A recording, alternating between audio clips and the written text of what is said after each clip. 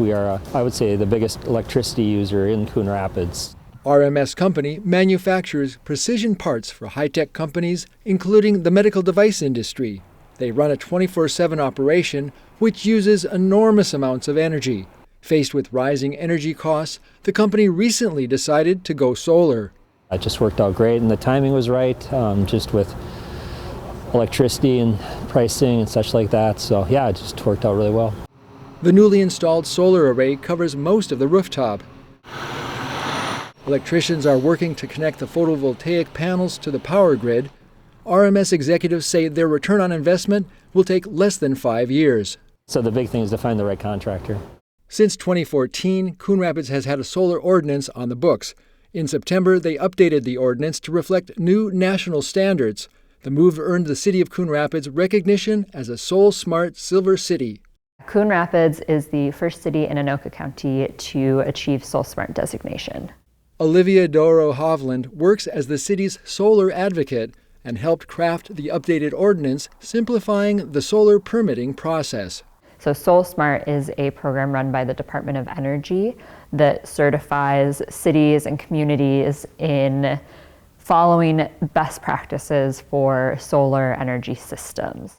RMS is one of nearly 50 solar installations in Coon Rapids. To help businesses and residents navigate going solar, the city has created a solar landing page on its website. We want to make it as simple as possible for people to install solar if they decide that that's something that they want to do. The solar page can help you navigate solar energy options, find a contractor, and even help with financing and available tax credits.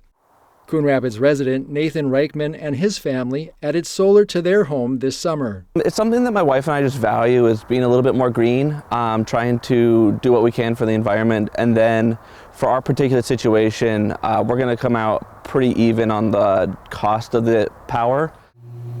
Meanwhile, RMS will have their solar array operational in the coming weeks, which will generate up to 1 kilowatt of generation capacity, reducing their energy costs and carbon footprint. It was a very good deal for our RMS company.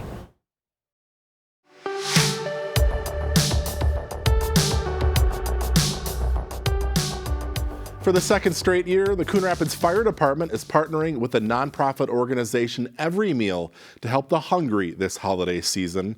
Free meal bags are now available for anyone in need at Fire Station 1 and Fire Station 2, no questions asked. They are located just inside the front door of both stations and available 24 hours a day, 7 days a week through the beginning of January. Each bag includes 4 to 5 pounds of nutritious, non-perishable food, including a variety of fruits, vegetables, proteins, grains, and entrees. Roseville Fire Department was the first fire department that I saw that was doing it, and I thought, what a great idea. Very, low impact for us to have to facilitate, and a great upside for the community. And again, last year we had, I think, upwards of 200 meals that were given out. Again, the free meal bags are available at both Fire Station 1, which is located off Egret Boulevard, and Fire Station 2, which is on 121st Avenue. The meals are available to anyone regardless of income or residency. The meals will be free to grab and go inside the front entry. No need to check in with the staff. For more information or other pickup locations across the metro, log on to everymeal.org.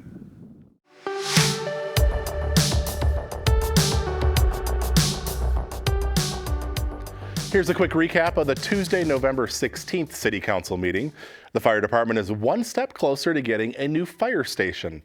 On Tuesday night, the City Council approved the preliminary and final plat for a new Fire Station 3, which will be located off Mississippi Boulevard and 111th Avenue on the old Cook Arena property.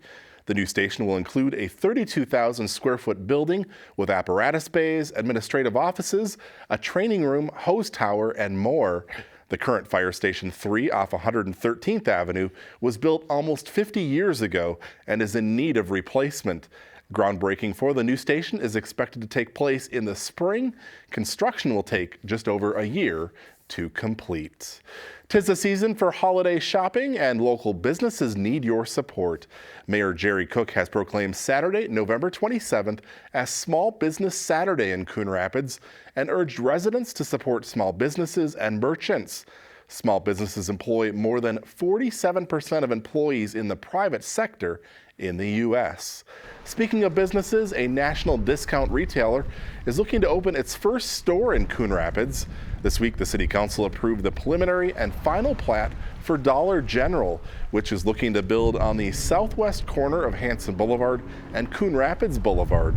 Dollar General still needs site plan approval from the Planning Commission to move forward with the project. The discount retailer has more than 18,000 stores in the U.S. And that's a quick recap of the November 16th City Council meeting. As always, you can find the full meetings on cable or the CTN YouTube channel.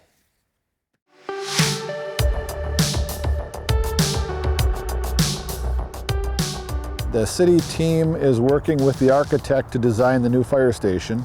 The Coon Rapids Fire Department is preparing for a big project next year.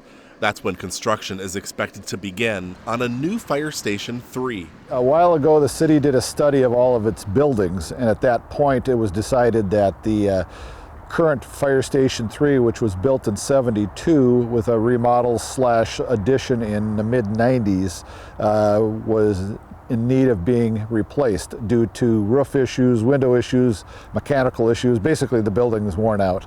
Station 3 is currently located off Crooked Lake Boulevard and 113th Avenue. The new station will actually be constructed about a half-mile away off Mississippi Boulevard and 111th Avenue on the old Cook Arena property. Well, we looked at a couple different sites, but that site has very good access to Coon Rapids Boulevard, and the city owned the parcel, and basically those two issues really made the decision for us.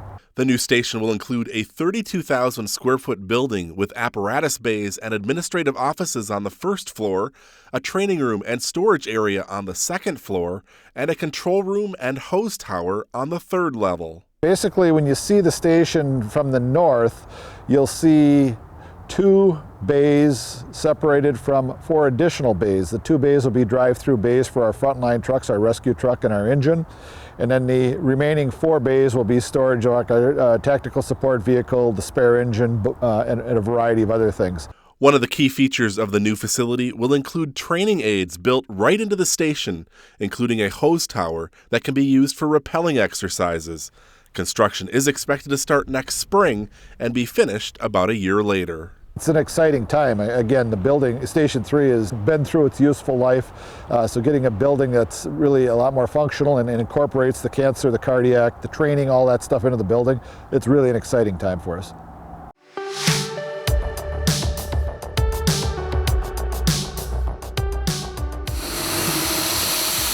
Street sweepers are out in the city now doing fall maintenance. We typically sweep for about 4 to 6 weeks in the fall time. Our main objective is to get the leaves out of the roadway. We also like to keep the catch basins clear for the freeze-thaw cycle of the winter time. The more catch basins that we have to be able to drain, less freeze-thaw, less salt usage throughout the winter time. The brooms on the sweepers use water to help clean the streets. We use water just to kind of keep some of the particles down, and it helps us for a little bit better pickup. Drivers are required to stop and refill the sweeper's water supply at a fire hydrant, which stirs up iron sediment and can lead to brown water. It's recommended to avoid washing clothes if you notice brown water, and residents should know that it's safe to drink and will pass in a day or 2.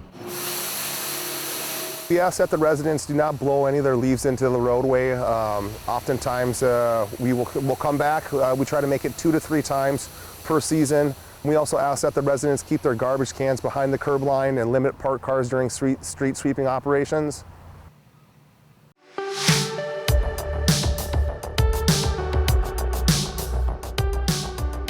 Here's a quick recap of the Wednesday, November 3rd City Council meeting. There's a new face on the Coon Rapids City Council this week. I, Pablo Hernandez, Jr. Do solemnly swear. Do solemnly swear. City Clerk Joan Lensmeyer administered the oath of office to Pablo Hernandez Jr. at Wednesday night's meeting. Hernandez Jr. was one of 8 residents who applied for the Ward 3 position, which became vacant after Wade Demmer moved to a different part of Coon Rapids. Hernandez Jr. will fill out the remainder of Demmer's term, which expires at the end of 2022. The police department will continue working with students and staff in the Anoka School District. On Wednesday night, the Coon Rapids City Council approved a memorandum of understanding to continue the school liaison program along with the DARE program. The agreement provides funding for school liaison officers at Coon Rapids High School, Coon Rapids Middle School, Northdale Middle School, and the River Trail Learning Center. Also this week, the council approved a preliminary plat for an 11-unit townhome development. True North Church, located just north of Main Street and east of Hanson Boulevard, is selling off part of their property for the project. Townhomes currently surround the church property. The Planning Commission recently approved a site plan for the development. And that's a quick recap of the November 3rd City Council meeting. As always, you can find the full meetings on cable or the CTN YouTube channel.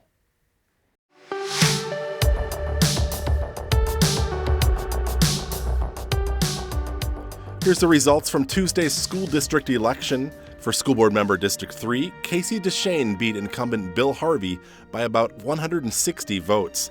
In District 4, Matt Adet came out on top with more than 5,300 votes. Dave Dirkswager received about 2,600. Anna Dirkswager currently holds that seat but didn't seek re-election.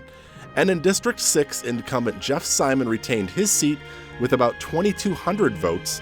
Challenger Jill Bournes received about 1,400 votes. As for the 3 ballot questions, question 1, which renews the expiring operating levy, passed with about 60% of voters saying yes and 40% voting no.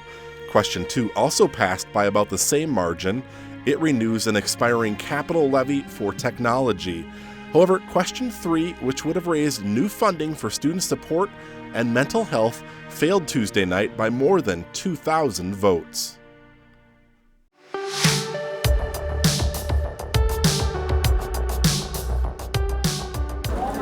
We're back, and we're back full force. On Thursday, the Super Senior Club took over the Coon Rapids Civic Center for their annual bazaar and flea market after last year's break due to COVID-19. I just got a whole bunch of Christmas decorations for family gifts. To pull off a bazaar this big, the Super Senior Club relies on a cavalcade of volunteers. We start in July, starting to think about what we're going to do. I make sure all of our chairpersons are still going to do it again this year, and that they have thoughts about what they're going to need for support from me and the rest of the club. They moved the bake sale into the main room, so if you bought some baked goods, you could sit down and sample them with a cup of coffee. There were some rare collectibles in the raffle. We have a great raffle this year, 25 wonderful items that you can buy $1 a ticket or 6 for $5. There were a number of handmade items along with gently used things from housewares to electronics. We've raised our family in Coon Rapids and have just recently moved back here. For Bob and Dolores Randall, it was their first time donating items to the bazaar. I brought in a whole big tote of stamps for making cards. Proceeds go to help support the community through a number of grants, donations, and scholarships. Thank you. Yep, you bet. You have a good day now. Yes, you too.